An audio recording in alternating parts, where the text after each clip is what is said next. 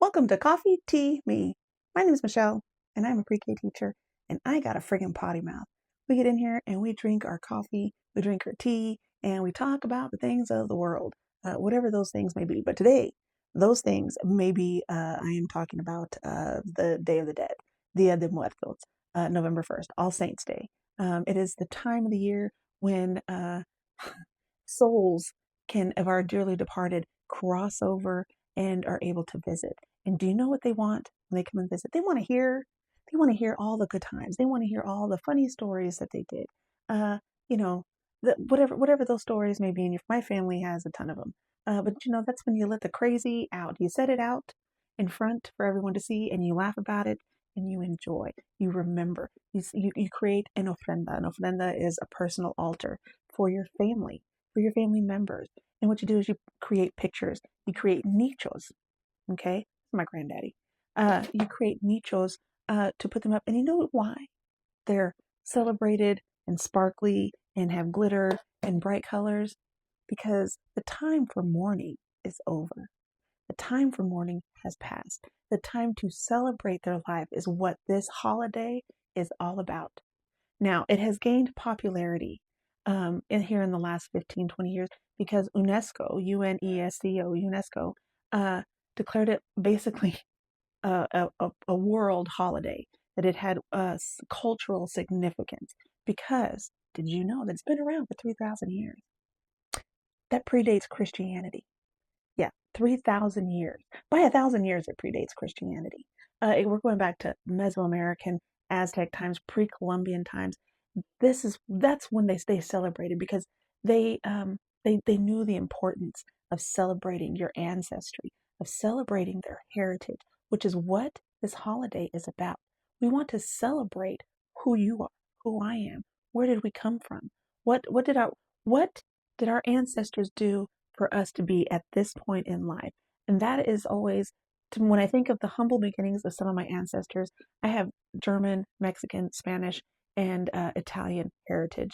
And so when I think of my ancestors, even back into the 1500s, crossing an ocean, um, crossing an ocean and not knowing when and if they were going to make it or get back or where they were going, that takes some ganas. That takes some to do that. To leave your land and to not know if you're going back, gonna make it, where you're going. You don't know. So I try and remember that in times when I am scared about something, I try to draw strength from my ancestors and what they did um, in crossing over a whole ocean, leaving their country and what they know and their comforts to something new that they didn't know what was going on. Now, when the Spanish came over and they saw the indigenous people, as colonizers like to do, they decided they needed to change what they were believing in. But, how do we make this more palatable to the indigenous people so that they will, join our ranks? Well, what you do is you say, you know what? You know that holiday that y'all celebrate your deceased, where they come over, you know that holiday? You know, we have one too. We do that too. So they combined All Saints Day and the Dia de Muertos, uh, so that that they could join their ranks, so that they could get them over to their side. That's what they did, and that's why it's such a firm, it's so entrenched in Catholic and Catholicism, especially in Mexico. Okay, so this is 500-600 years. It's become a part of their heritage. Uh, it's now this is the thing. The nichos are celebrated with colors, the flags, everything that you see has symbolic meaning. Now, not only uh, are the symbolic meaning, but the monarchs start showing up in Mexico at this time, and they have finished their migration and they are in Mexico. And it just so happens that they're orange and black, and orange and black are the two colors. Orange means like a rebirth, a goodness. It's a rebirth. Black, of course, is death. So then, can you imagine ancient times to see this, witness this migration of monarchs, of these butterflies just coming into your village, your town, your country, and it's also the time when you celebrate your loved ones, your deceased. So yeah, of course, the monarchs have become symbolic of Day of the Dead. Now, not only the colors, but everything that you put on your ofrenda is symbolic. The tissue paper flags, those are symbolic of air because they move in the air. You light candles, the fire, because you want the candles to guide your loved ones to you. They need to see the light so they know where to go. Okay. Now you leave out a cup of water because crossing over that's thirsty work. So you leave water out for them.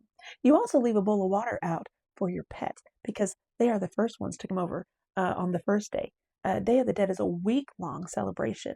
So on the 27th, you leave out water. So then the 28th, when your deceased pets cross over, they can have a drink because that's thirsty work, my friend. So all of these. And then the land. You leave food. You leave food on your ofrenda for your deceased one. Their favorite food.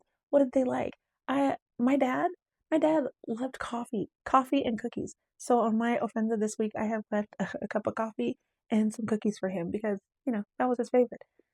But those are all the things. Everything on an ofrenda is symbolic of something, represents something. Even the orange and the flowers, the marigolds, you burn incense. So the smells, all of these things are to guide your spirits, to guide your ancestors to you, to your home, so that they can know that they are loved and they can hear the stories that you tell to other loved ones about them, so that you can laugh and have fun and probably cry and remember them. And they want to hear those stories about themselves. You know, maybe we get a little bit more vain. Who doesn't like to hear people talk about them in the good way? So that is what is going on. And so today, November 1st, all the spirits are crossing over. They are going to their houses. They are going to hear stories. And this is a time for celebration. And to remember that, especially at this time, in the United States. That this is not, the Mexican culture. I always feel is right now. I feel is under fire, and it's a beautiful, beautiful culture. But it is demonized, and it has been misrepresented. And my in learning more about Mexican culture, and my ancestry, I have learned to appreciate what what it is to be Mexican, what it is um, to be a part of that culture. Because even though you know, I look it, I'm like I said, I'm also German, I am French, I am Italian, I'm Spanish, and I'm also Native American. So I'm a whole bunch of things.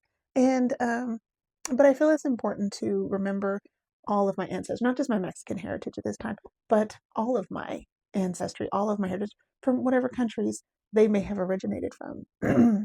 And I think it's important for us to realize that uh, we are all from immigrants here in the States.